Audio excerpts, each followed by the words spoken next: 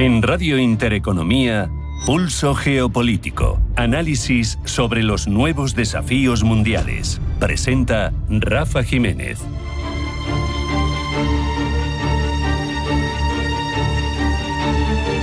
Bienvenidos al Pulso Geopolítico de Intereconomía, en el que damos otra vuelta de tuerca a lo que se está jugando Europa en esta complicada coyuntura internacional que vivimos.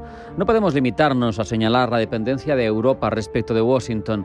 Hay fenómenos llamativos como la creciente influencia de actores privados, grandes corporaciones tecnológicas, que poco a poco van adquiriendo un poder que antes solo poseían los estados. No sería extemporáneo, no sería extravagante denominar neofeudalismo del siglo XXI, como ya hay voces que proclaman, a esa realidad que está configurando la presencia, el poder, la influencia de magnates de la tecnología como Elon Musk, con presencia de facto en el gabinete del primer país del mundo, de la primera potencia del mundo, del primer presidente, Donald Trump. Y es que gestionan recursos estratégicos que van desde el ciberespacio hasta la exploración del control de las comunicaciones, las redes satelitales, fuera del planeta, como sabemos, incluso el control de comunicaciones o la implantación de chips en nuestros cerebros. Cuestiones que, a mi parecer, ponen en tela de solfa las bases de los sistemas democráticos con los que venimos gobernándonos, al menos en Occidente, desde el siglo XVIII.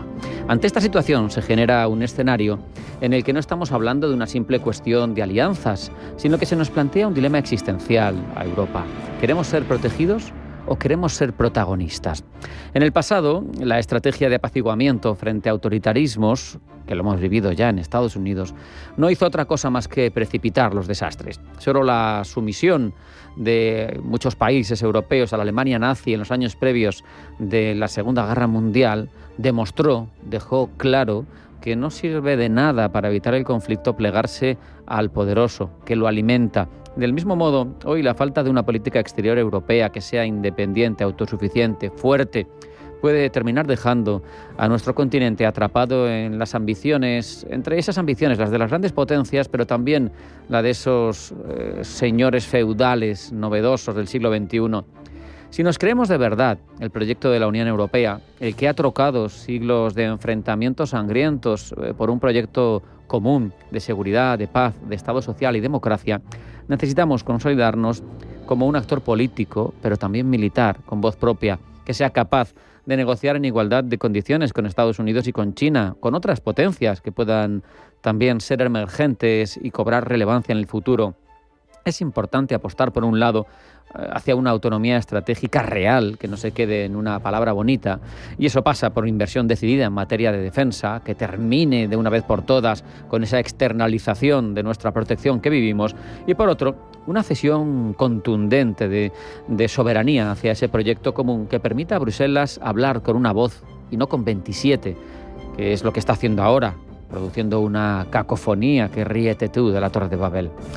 Si el continente no reacciona a tiempo, corremos el riesgo de perder no solo nuestra voz en la política internacional, también nuestra propia esencia como comunidad de naciones soberanas, porque si algo tienen claro el resto de potencias internacionales, no solo las que podríamos calificar como enemigas, también las que se nos venden como aliadas, es que les interesa a todas ellas tener una Europa fragmentada y desunida, porque de esa manera Europa nunca podrá ejercer soberanamente una defensa de los intereses de los europeos, que siempre quedarán, de esta manera y como han estado desde 1945, al albur de los intereses económicos o estratégicos de un tercero que solo mira por sí mismo, no nos engañemos.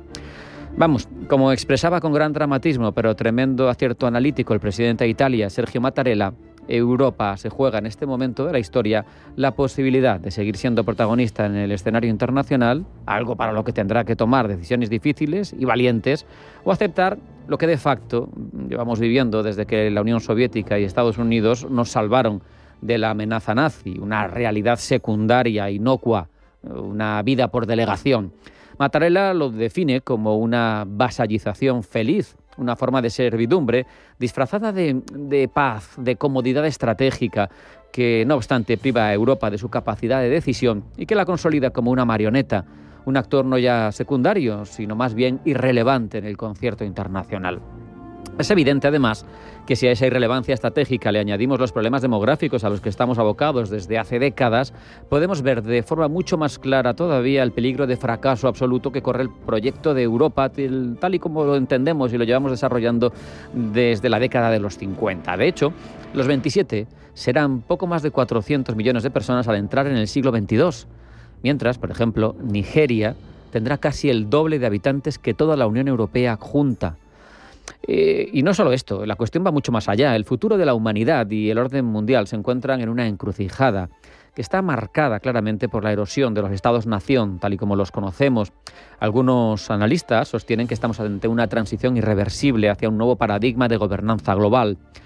Un panorama emergente en el que se plantearían dos modelos dominantes, un régimen político de control absoluto, al estilo de lo que tiene ahora el Partido Comunista de China, o incluso, los más imaginativos apuntan por un gobierno de facto ejercido por conglomerados tecnológicos que tengan influencia total sobre la vida de los ciudadanos. El modelo autoritario, basado en el poder centralizado chino, con su máximo exponente, es el paradigma de control del Estado sobre todos los ámbitos de la sociedad, la información, la vigilancia, la conducta, y a todo esto influyen y aportan sin duda las tecnologías, el control facial, la inteligencia artificial, un Estado fuerte dirigido por una élite tecnocrática que garantice estabilidad y prosperidad, pero que desde luego se olvide de la libertad. Por otro, esas grandes corporaciones tecnológicas también plantean una alternativa verdaderamente inquietante. Google, Amazon, Meta, SpaceX poseen más información y más poder y más relevancia sobre los individuos que muchos estados. Pueden influir en política, en economía, hasta en la cultura de sociedades enteras. El dilema que se nos plantea no es menor.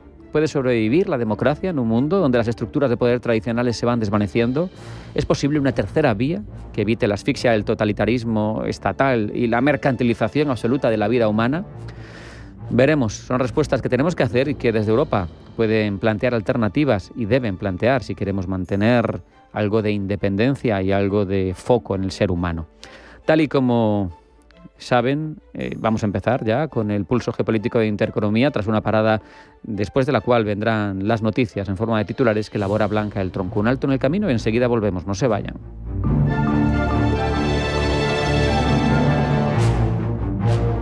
En Radio Intereconomía, Pulso Geopolítico. Presenta Rafa Jiménez.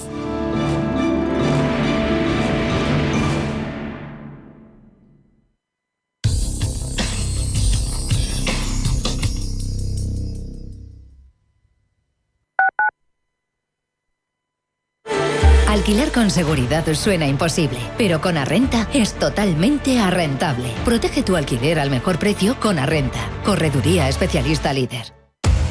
Somos aquello que siempre quisiste ser. Creamos aquello que siempre quisiste tener. Las reglas del juego han cambiado. Somos traders. Operamos.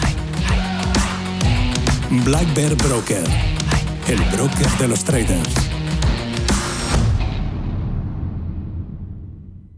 Pulso Geopolítico. Actualidad y análisis diario de los principales conflictos internacionales, estrategias geopolíticas y sus impactos en la economía, la política global y la reconfiguración del orden mundial. De lunes a viernes a las 2 de la tarde, Pulso Geopolítico, en Radio Intereconomía.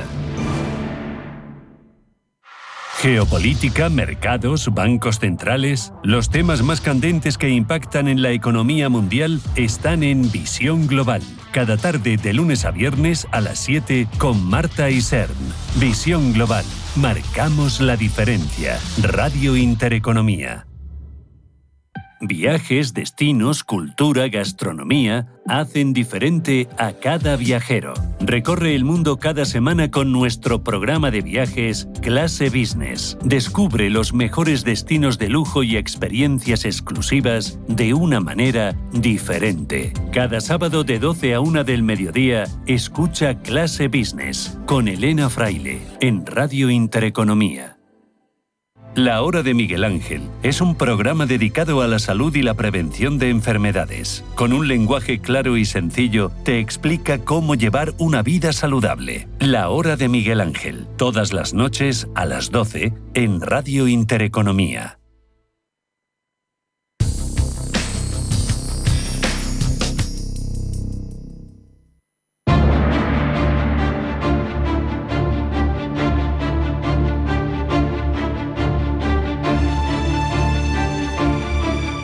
En Radio Intereconomía, Pulso Geopolítico. Vamos ya con todas las noticias relevantes del ámbito internacional, primero en forma de titulares que elabora Blanca en el Tronco. Blanca, bienvenida, buenas tardes. Buenas tardes. Israel ordena al ejército que prepare un plan para la salida de los gazatíes. La orden la ha dado el ministro de Defensa israelí, Israel Katz, quien ha asegurado que países como España, Irlanda y Noruega están obligados por ley a acoger a los gazatíes que abandonen el enclave palestino. Continúa la visita de Benjamín Netanyahu a Washington. Hoy el primer ministro israelí se reúne con el jefe de la mayoría del Senado de Estados Unidos, el republicano John Thune, y con el líder de la Cámara de Representantes de Estados Unidos, el también republicano Mike Johnson. Zelensky, dispuesto ahora a negociar con Putin si es esta la única forma de traer la paz. El presidente ucraniano Volodymyr Zelensky ha subrayado su disposición a negociar directamente con el presidente ruso Vladimir Putin, siempre que esa sea la única forma, dice, de traer la paz a los ciudadanos de Ucrania y de que no se siga muriendo gente. Sobre el terreno, las fuerzas ucranianas siguen disputándose más de 600 kilómetros cuadrados de terreno en Kursk, a pesar de las continuas presiones de Rusia. Saltamos hasta África, donde M23 rompe el alto el fuego en el Congo. La ruptura del alto el fuego unilateral declarado por el rebelde Movimiento 23 de marzo en el este de la República Democrática del Congo complica la búsqueda de una solución al conflicto impulsada por la comunidad internacional. Nos vamos hasta América. Marco Rubio continúa su gira por Centroamérica. Gira que concluye hoy en República Dominicana y que ha estado centrada en migración, seguridad y comercio. Y hablamos también del primer ministro japonés porque se reúne mañana con Donald Trump. Shigeru Ishiba viaja hoy a Estados Unidos para reunirse mañana con el presidente Donald Trump. El objetivo, poner en valor a Japón como socio comercial y como aliado estratégico en defensa en el Pacífico.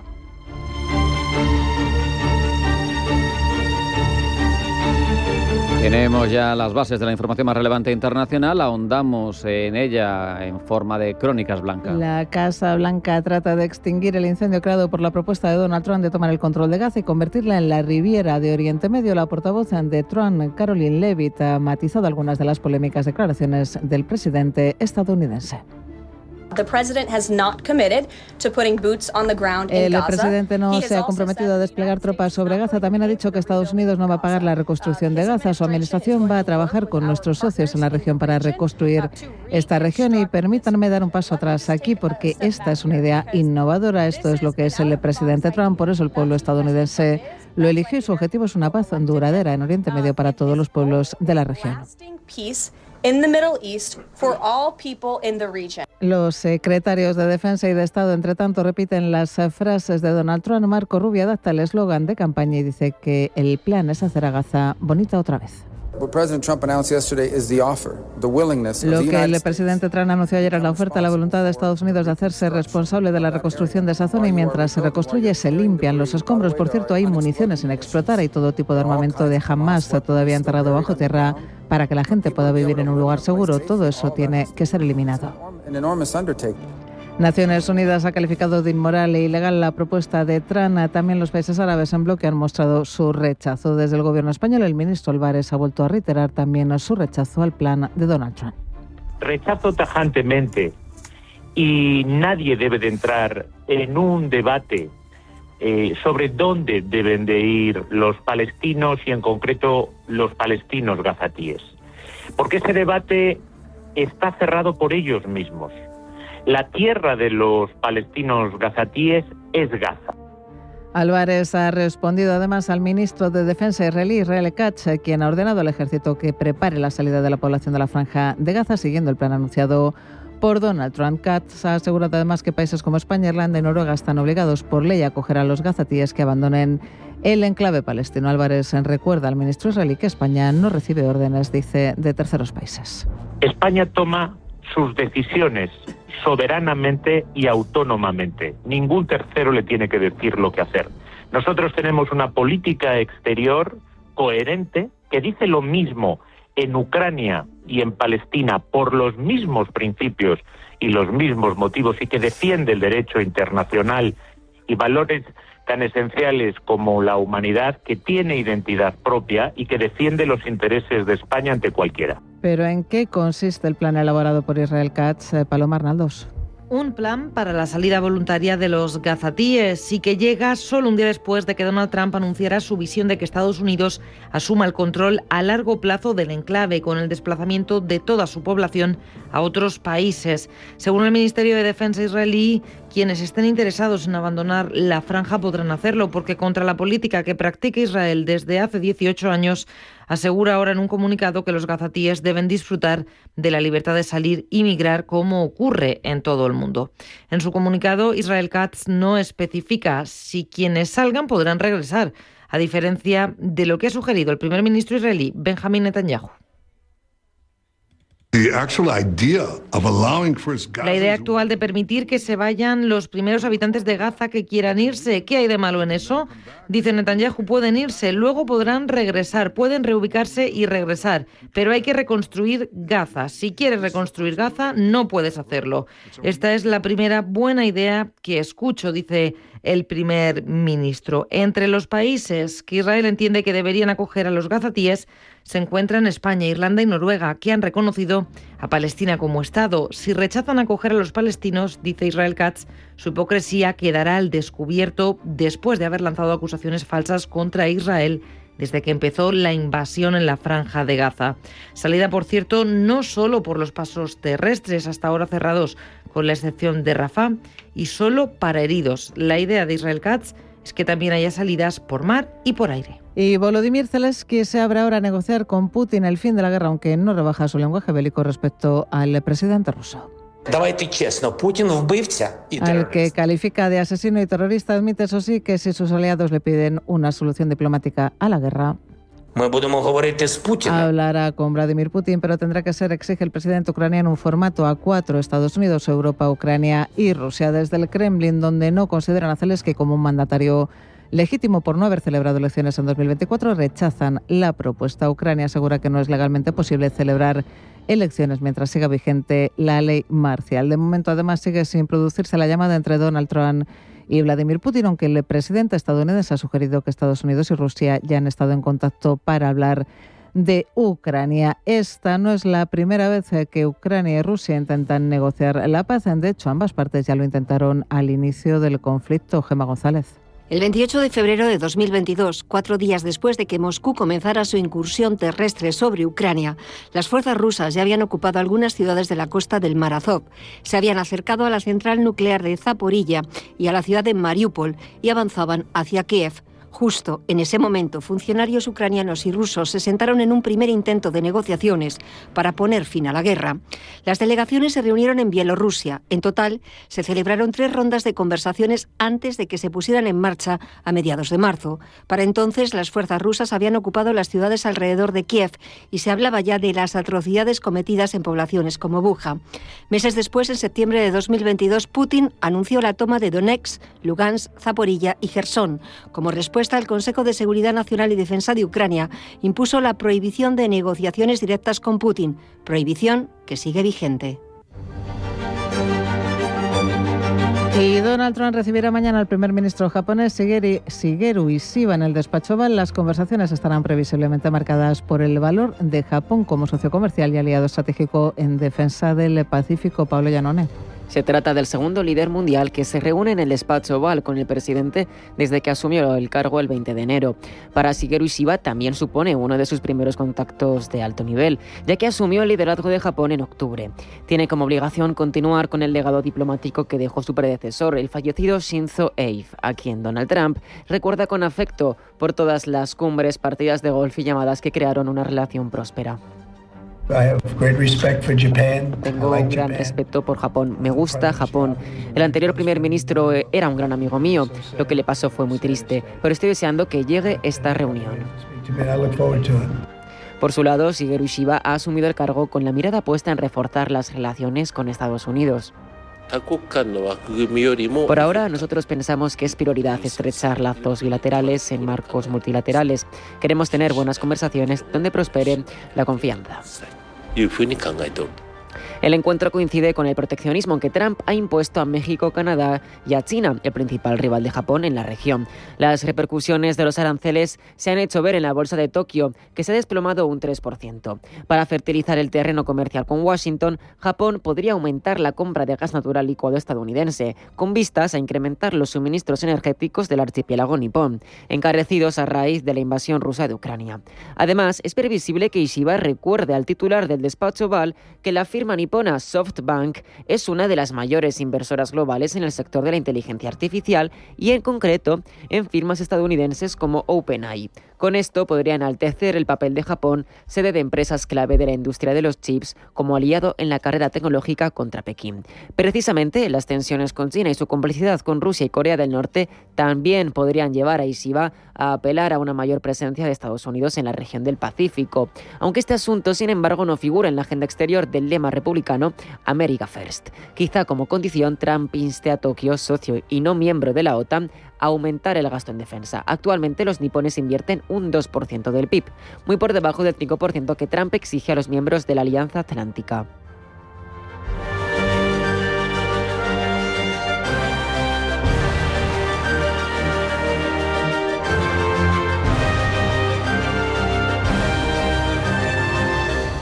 En Radio Intereconomía, Pulso Geopolítico.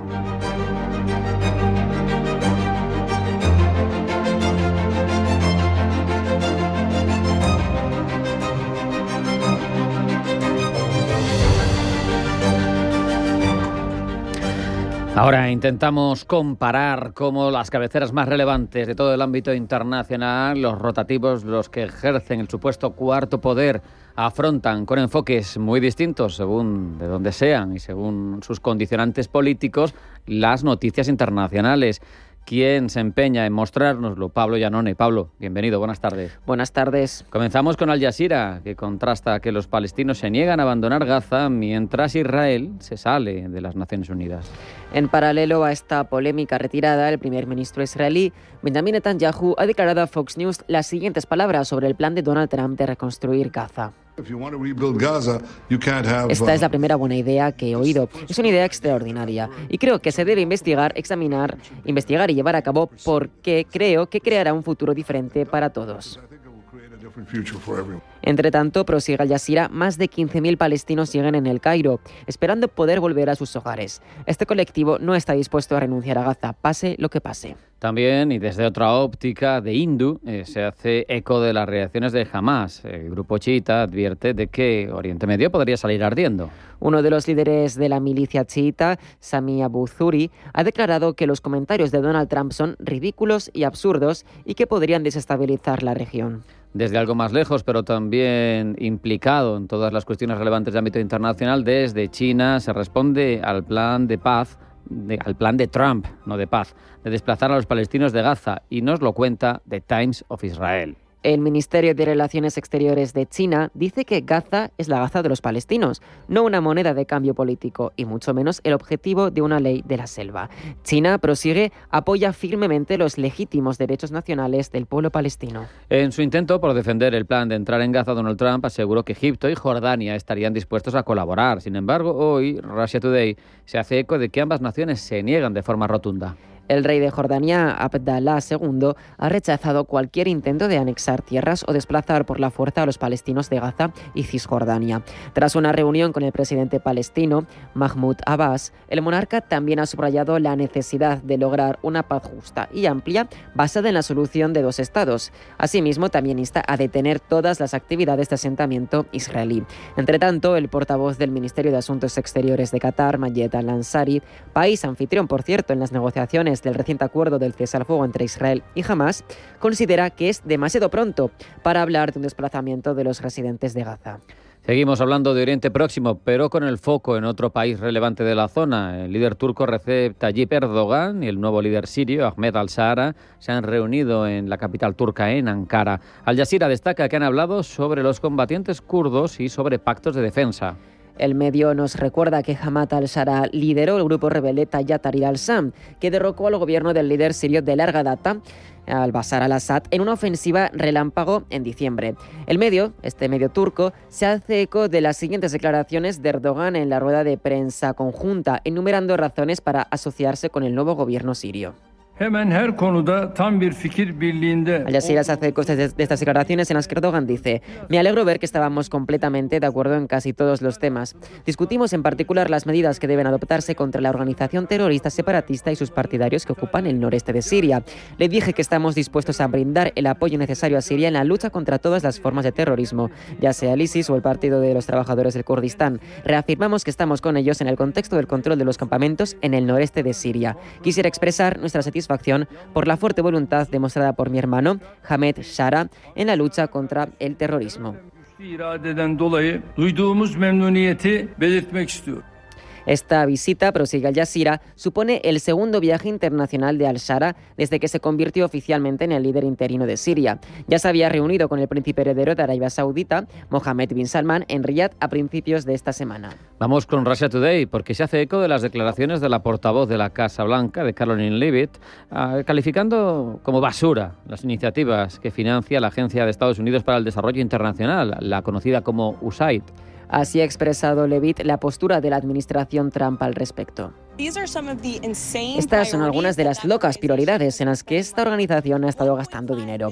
1,5 millones de dólares para promover la diversidad, equidad e inclusión en los lugares de trabajo de Serbia. 70.000 para la producción de un musical de diversidad, equidad e inclusión en Irlanda. 47.000 por una ópera transgénero en Colombia. 32.000 por un cómic transgénero en Perú. No sé lo que piensan ustedes, pero como contribuyente estadounidense no quiero que mis dólares se destinen a esta porquería. Y sé que el pueblo estadounidense tampoco.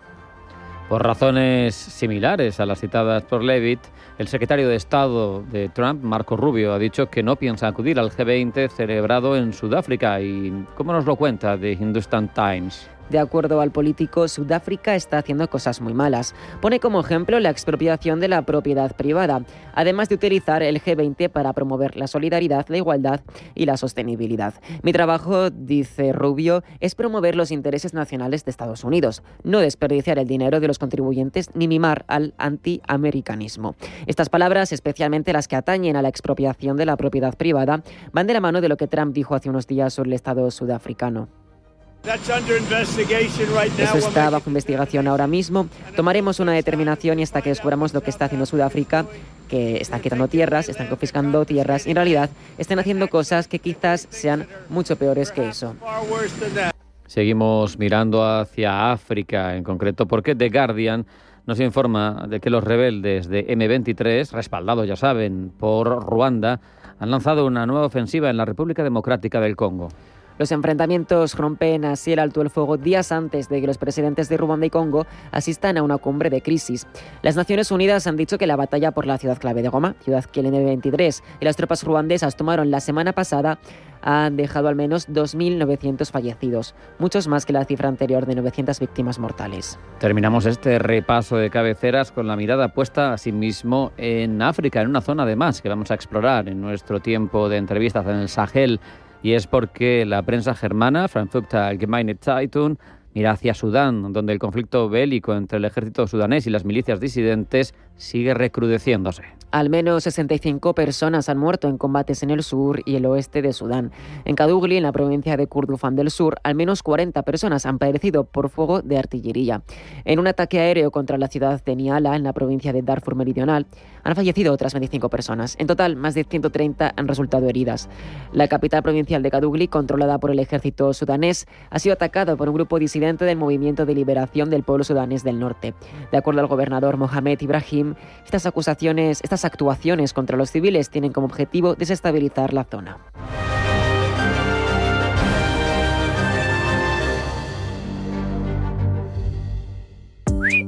Solo querías llegar a casa, no ser objeto de acoso.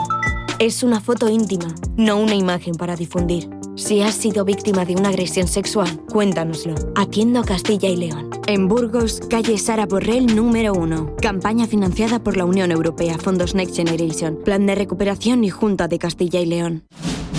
Si te gusta el séptimo arte, Vivir de Cine es tu programa. Dirigido y producido desde Hollywood por José Ignacio Cuenca y presentado por María Ayer. Toda la actualidad del cine, estrenos, festivales y críticas, sin olvidar los clásicos. Los viernes a las 12 de la noche, Vivir de Cine, en Radio Intereconomía.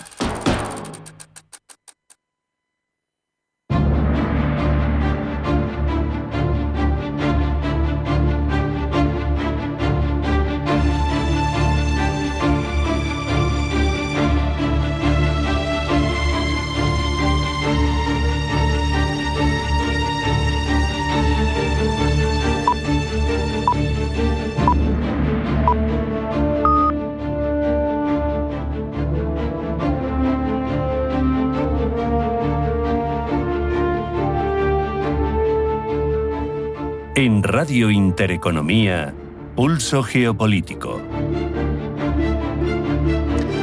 Quien más, quien menos ha escuchado hablar del Sahel y sabe que es un territorio convulso, que es claramente un importante emisor de migrantes hacia Europa. Si miramos con un poco de detenimiento el mapa, vemos además que es una gran región que abarca nada menos que desde el Mar Rojo hasta el Océano Atlántico. Eso sí, aquí prestamos más atención al Sahel occidental, que es el que tiene más relación, aunque sea solo por su cualidad de emisor de migrantes, hacia esta zona del mundo. Pero en cualquier caso, en todo él, que es un territorio verdaderamente clave para los equilibrios geopolíticos, destacan cuestiones como la pobreza de los países, su falta de estructuras gubernamentales sólidas, el efecto del cambio climático que afecta a países con supervivencias muy centradas en torno al sector primario y sobre todo también con un factor más que relevante, un crecimiento demográfico exponencial. Vaya, toda una tormenta perfecta que complica el análisis y la realidad de lo que se vive en esa zona del mundo. Lo hablamos ya con Luis Valer del Portillo, que es director de Geopol 21. Luis, bienvenido, buenas tardes. Hola, buenas tardes. ¿Qué tal? Luis, por empezar dando contexto, te preguntaría en general cuáles crees que son, en tu opinión, las causas de inestabilidad que ya han hecho crónica esa situación en el Sahel.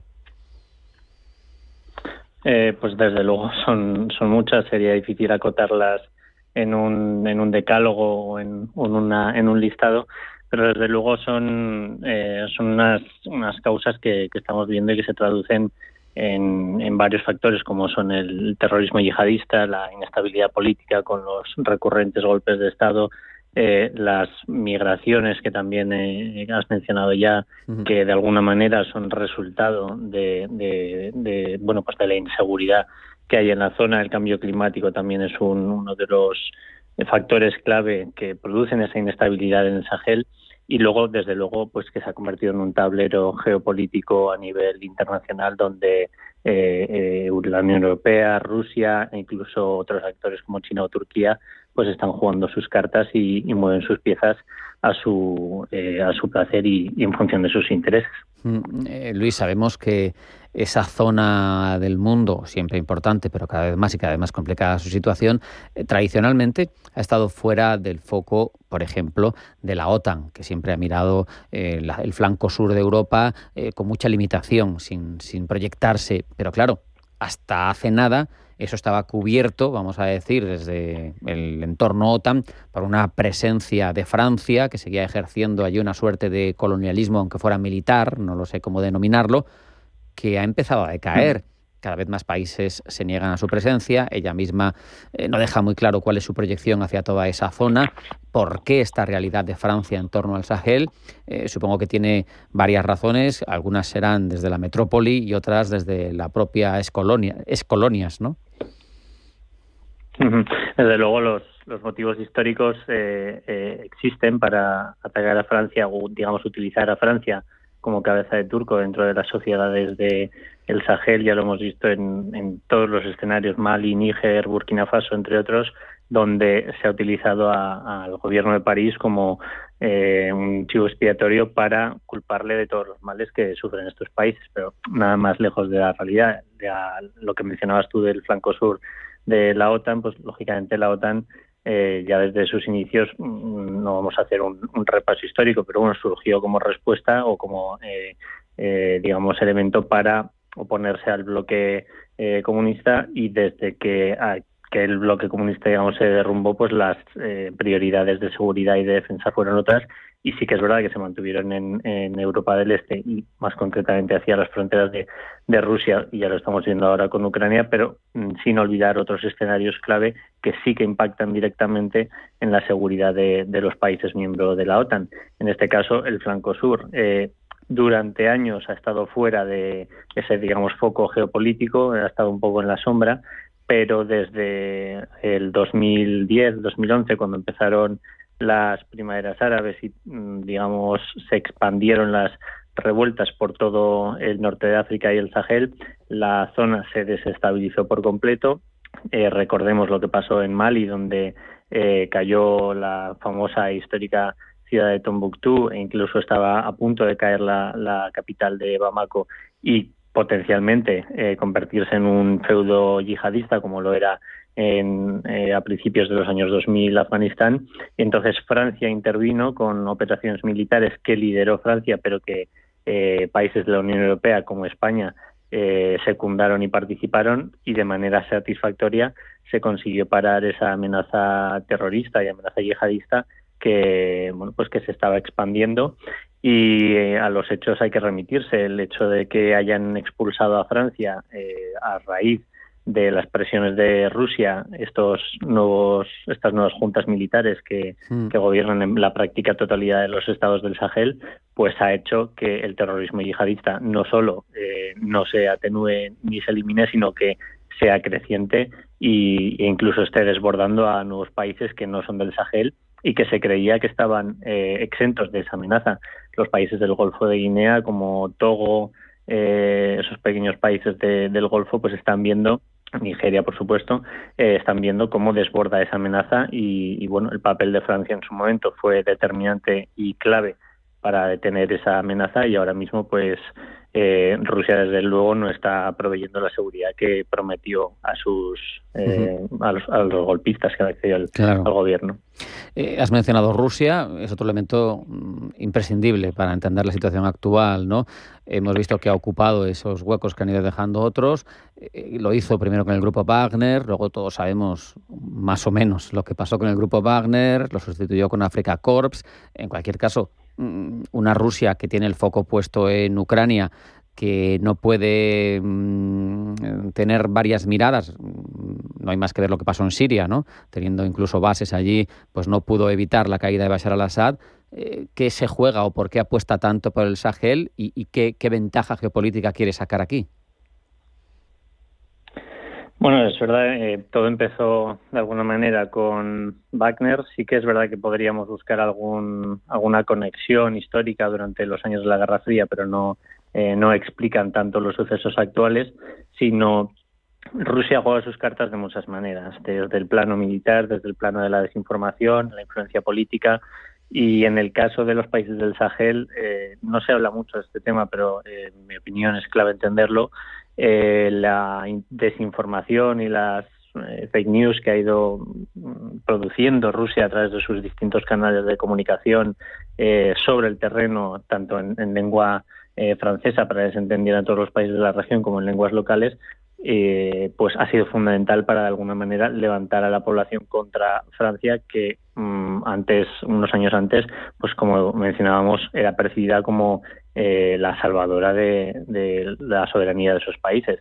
Entonces, eso ha supuesto, o digamos, ha servido como caldo de cultivo para que fuerzas militares no convencionales, como has mencionado Wagner, el Afrika Korps ahora, pongan botas sobre el terreno de manera poco satisfactoria y con pocos resultados, como mencionaba antes, para frenar la amenaza yihadista, pero es que la realidad del papel que juega Rusia en todos estos países es de apuntalar esas juntas golpistas, esas juntas militares, para sacar rédito tanto político, económico. No olvidemos que países como Níger tienen recursos estratégicos, en este caso uranio, que es fundamental para la energía nuclear de las centrales nucleares de Francia.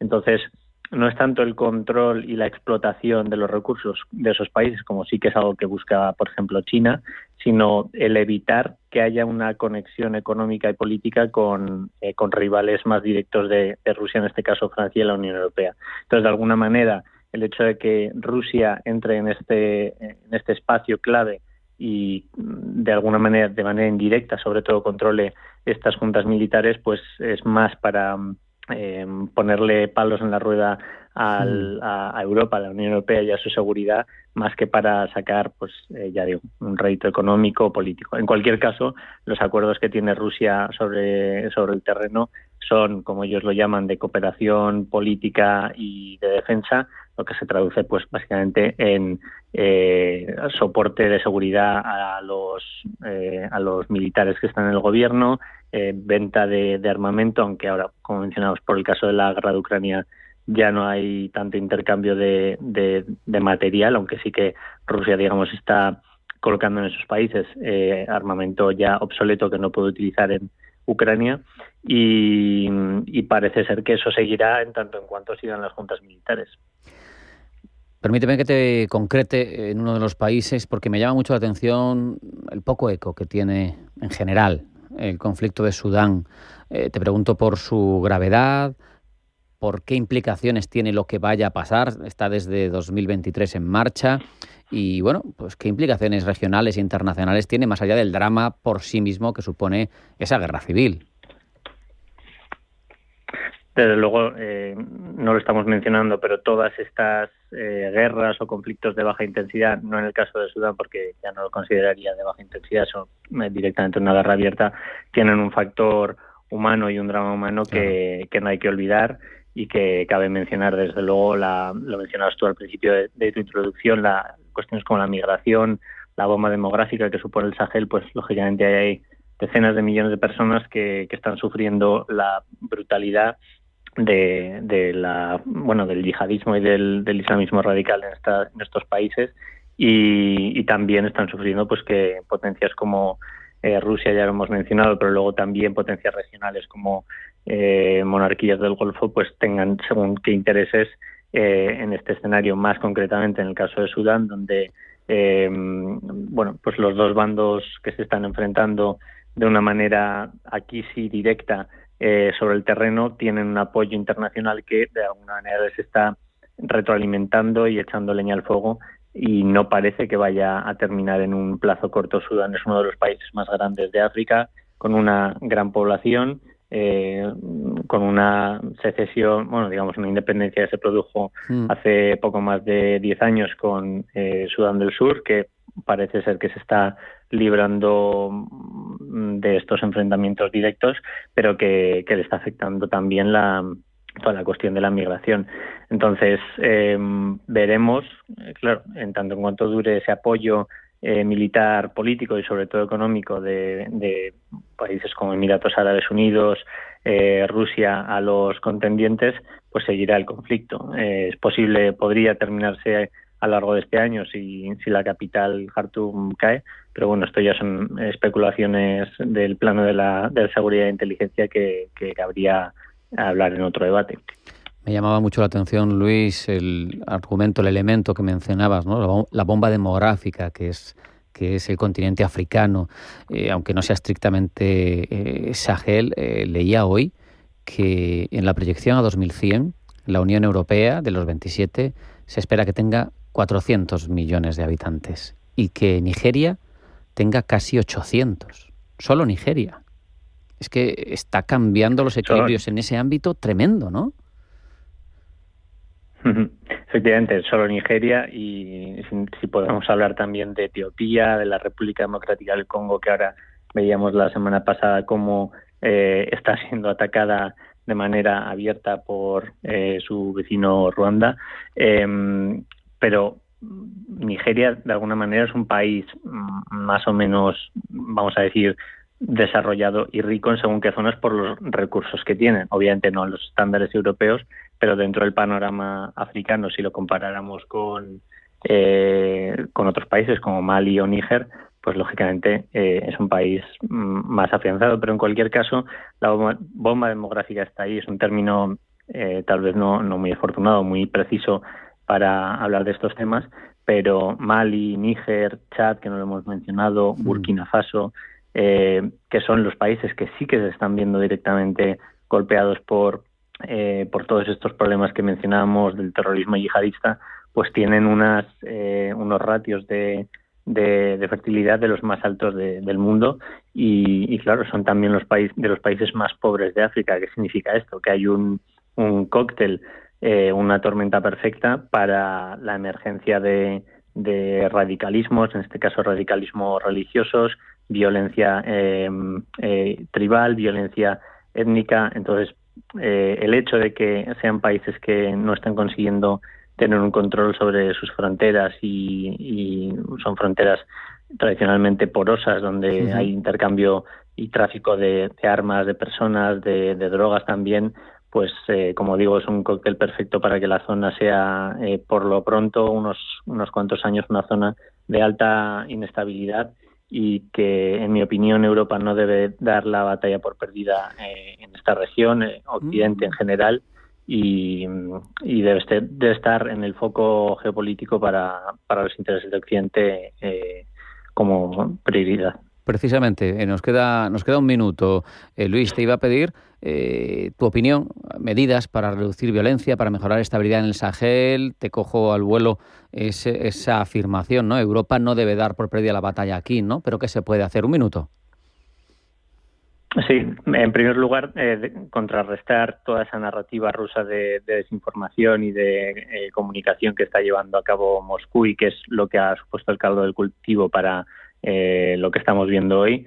Apoyar todos los movimientos, a ser posible, democráticos, y si no, aquellos, espacios que sí que contrapongan las juntas militares actuales, reforzar la cooperación bilateral y económica, especialmente con los países de la región, y presentar a Europa y a la Unión Europea como un socio fiable y durable en el tiempo para todos los países de la región.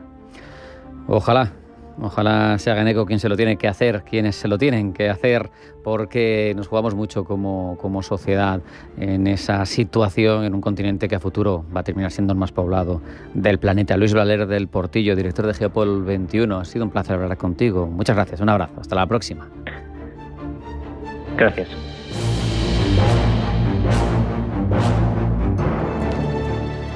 Lo anunció en campaña y no ha tardado nada en desatar la ofensiva arancelaria, con lo que supone para el conjunto de la comunidad internacional. Parece que Donald Trump entiende la balanza comercial como un barómetro de riqueza de su país y también de su prosperidad. Parece que para él el saldo entre importación y exportación es un juego de suma cero, ¿no? Que las ganancias que haga uno son las pérdidas de otro y que no se pueden beneficiar los dos. Pero la mayor parte de los economistas no creen que las cosas funcionen así. En cualquier caso, tenemos esa guerra arancelaria sobre la mesa, queremos ahondar en el asunto, en cómo se puede librar, y lo hacemos de la mano de Albert Pallarés, que es profesor de OBS Business School. Albert, bienvenido, buenas tardes. Buenas tardes, muchas gracias. Casi te pregunto como concepto, me refiero. ¿La guerra arancelaria se puede librar? ¿Es una derrota asegurada? Porque al final el contendiente, el que está enfrente de nosotros, de todos los bloques del mundo, es la primera economía mundial. De hecho, sí que se puede librar y ya lo estamos viendo. Esto no ha empezado con Trump. Ya en la administración anterior ya había aplicado estos aranceles. La administración de Biden siguió y él ahora pues está volviendo con más fuerza. Pero como bien dices tú, es una guerra donde al final absolutamente todo el mundo va a perder. Tú explicabas en tu introducción, la mayoría de economistas normalmente no están de acuerdo en muchos temas, como pueden ser la subida de intereses y otros temas. Cuando estamos hablando de aranceles, absolutamente todo el mundo está de acuerdo que esto tiene muchos más aspectos negativos que positivos. Fíjate, Albert, investigando un poco, porque yo soy periodista de información económica, pero no economista, ¿no? Y leía sobre el precedente de esa ley arancelaria, la Smoot-Hawley, la de 1930, que la ponen como gran solución, sí, ¿no?, en su momento, pero no consigue nada bueno para Estados Unidos, y tiene que venir Roosevelt, quitarla o minimizarla, suavizarla y empezar a remontar. ¿Eso no le sirve a Washington de aviso? Tendría que servir. Está claro que en 1930, cuando tuvimos la gran recesión, el motivo fue esta subida de aranceles, y lo que hacían el resto de países es hacer exactamente lo mismo, causando todos los problemas que hubo. Y esto tendría que servir como lección, pero lo que vemos muchas veces es que desafortunadamente en la historia, pues quizá los países no aprenden de ello, ¿no? Aquí, en esta subida de aranceles, lo que hay que ver claro es que esto va a hacer sobre todo mucho daño a los consumidores de Estados Unidos, empezando por aquí. También va a hacer mucho daño a las marcas estadounidenses desde muchos puntos de vista, y no es por ningún lado positivo. También estamos viendo que las medidas se tomaron y que prácticamente al cabo de 24 horas traen tiro atrás. Y no es por el hecho de lo que se nos está contando de que se llegaron a acuerdos con todo el tema relacionado con la inmigración o con el fentanilo, sino más el hecho de que él mismo, Trump, ha visto la reacción de la bolsa, como la bolsa cayó 2,5 puntos en un día. Esto es un movimiento muy grande en un día, y esto es lo que él le ha hecho reconsiderar la decisión. Fíjate, Albert, no sé si has podido escuchar, yo veía una entrevista del secretario del Tesoro, de Scott Bessent, explicando los aranceles, ¿no? Y venía a decir que son un medio para lograr un fin, y que su fin es devolver la base manufacturera a Estados Unidos. Según Bessent, para él los aranceles son como un cubito de hielo que se van cogiendo, ¿no? Impones aranceles a un país y luego la producción empieza a volver a Estados Unidos. Y a través del impuesto sobre la renta, de los ingresos de las empresas que van subiendo, los arancelarios bajan, el déficit por cuenta corriente baja, el déficit comercial baja, y eso es lo que se imagina que va a suceder, o al menos lo que manifiesta a los medios que va a suceder el secretario del Tesoro, que a su vez hace un año proponía per se un arancel general del 2,5% para todo el mundo, modulable hasta el 20% según la circunstancia de cada relación bilateral. ¿Tú le compras esa idea? No, porque en economía no podemos minimizar las cosas. Estas ecuaciones que en un papel pueden funcionar, en la vida real, no funcionan con tanta facilidad. No hay una ecuación directa que al subir los aranceles la producción del país doméstico suba. Pongamos un ejemplo. Si en Estados Unidos pues no tienen producción de plátanos, el hecho de que estemos subiendo el arancel de los plátanos que vienen de México no hará que tengamos una mayor producción de plátanos, porque simplemente en Estados Unidos no se producen plátanos. Claro. Con lo cual, esta teoría no es una teoría generalista que se puede aplicar a todas. Otro ejemplo, pensemos cualquier dispositivo tecnológico que venga de China y que también sufra una subida en arancel pues de un 30, un 40, un 50. Esto hará que ese artículo, que inicialmente tenía que costar 1.000, ahora cueste 1.500. Una de dos. O la gente lo comprará, pero ese dinero extra que está invirtiendo lo dejará de invertir en las empresas americanas, o por el otro lado lo que puede pasar es que no compre el artículo porque no tenemos ese dispositivo tecnológico fabricado en Estados Unidos. O sea, que esta ecuación, ya lo digo, es una ecuación teórica que puede funcionar, pero a la práctica, en un mundo tan globalizado, no estoy de acuerdo con esas manifestaciones. Fíjate, Albert, incluso, por ejemplo, el caso de la dependencia en los chips, ¿no? Sabemos que TSMC, que es la líder mundial, ha pasado por el aro durante la administración Biden, ha decidido invertir 60.000 millones de dólares en una fábrica en Arizona, que hasta que se pone en marcha al 100%, bueno, cuesta, ¿no? Y aún así el porcentaje sobre el total de lo que necesita Estados Unidos en esa materia es pequeño, pero es que encima, si le pones aranceles a China y te dice, no te vendo las tierras raras, no te vendo el wolframio, no te vendo, pues a lo mejor es que aunque tengas la fábrica, tampoco la puedes operar. Sí, es un muy buen ejemplo. Esto también está afectando ahora todo el sector de la automoción, de los fabricantes, los importantes fabricantes que tenemos en Detroit.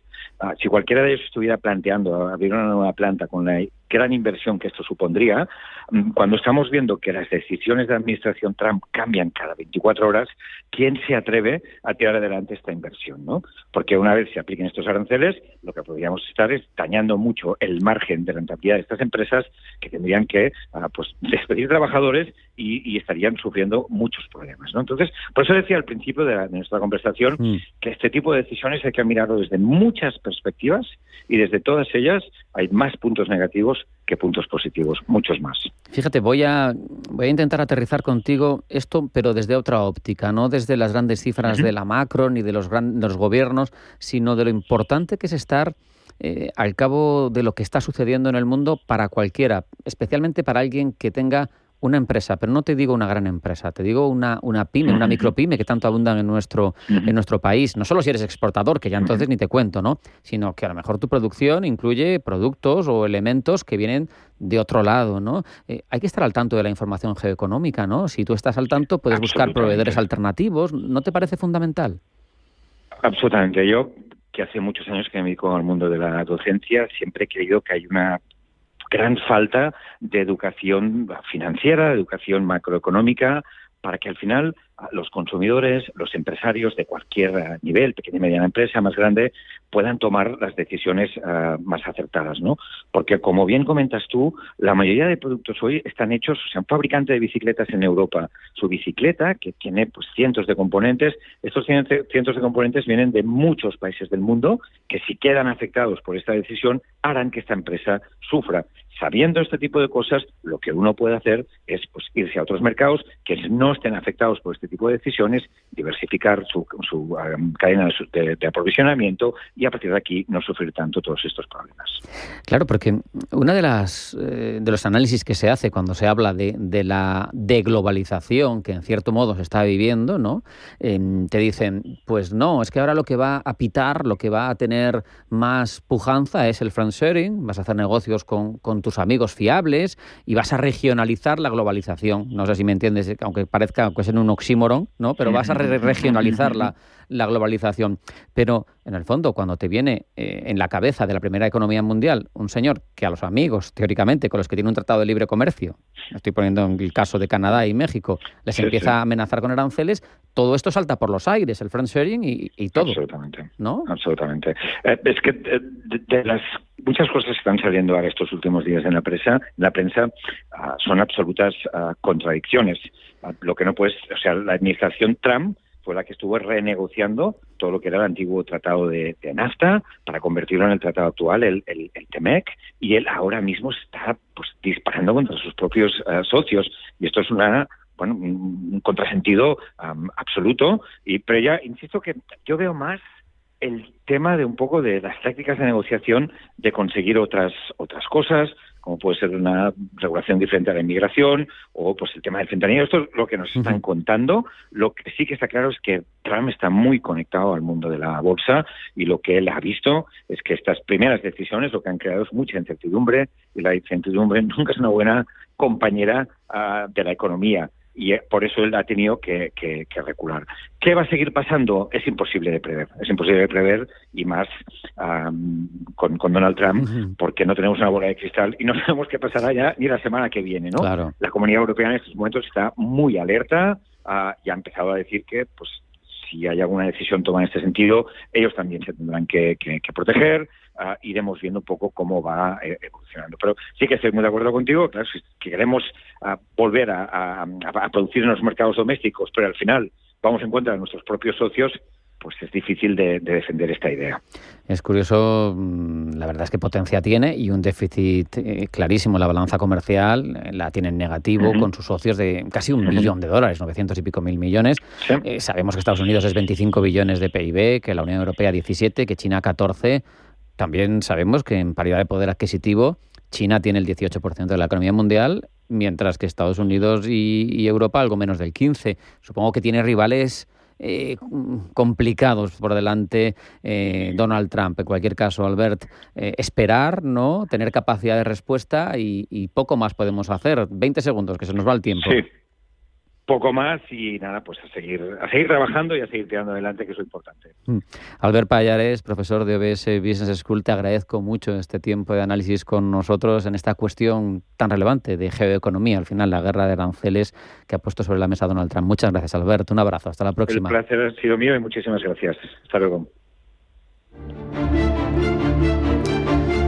Hasta aquí hemos llegado en esta edición de Pulso Geopolítico en Intereconomía. Hemos reflexionado sobre el futuro geoestratégico, casi existencial, de Europa. Hemos contado las noticias más relevantes que han llegado hasta nuestra redacción, tanto en forma de titulares como ampliando y profundizando en ellas. Y hemos analizado tanto la situación geopolítica del Sahel, tan complicada, como la de la guerra arancelaria desde el punto de vista geoeconómico. No hay tiempo para más. Esto es Pulso Geopolítico. Sean felices, pasen buena tarde y mañana más.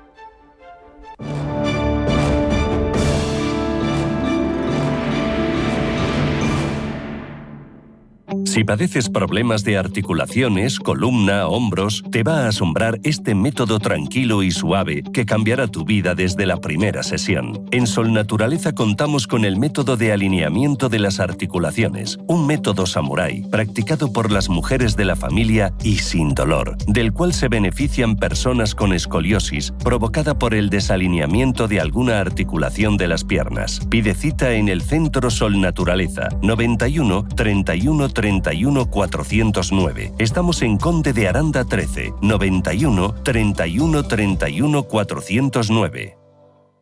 Si eres emprendedor, profesional o empresario y quieres estar al día en los temas que afectan a tu empresa, Cultura Emprende es tu programa. De la mano de Alejandra Rompedrique, Víctor Delgado y Ángel Calvo Mañas, conocerás las experiencias de otros empresarios y estarás al día en marketing, formación, tecnología, fiscalidad, eventos y más. Los viernes de 6 a 7 de la tarde en Radio Intereconomía.